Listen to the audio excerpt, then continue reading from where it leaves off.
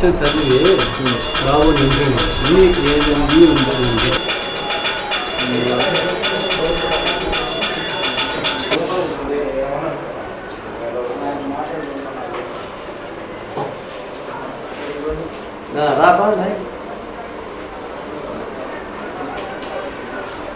వేరే రకమైన మారుస్తాం సెక్షన్. ఒక వ్యక్తి అనుమానాస్పదంగా తన చేతి సంచిని సర్దుకుంటూ బస్సు ఎక్కేదానికి ప్రయత్నిస్తున్నాడు. మాకు అనుమానం వచ్చి అతన్ని సోదా చేయగా అతన్ని చేతి సంచిలో 3 లక్షల రూపాయల డబ్బు కలిగి ఉన్నాడు. ఆ డబ్బు గురించి సమాచారం అడిగితే ఎటువంటి బిల్లులు కానీ ఆధారాలు కానీ చూపించలేదు.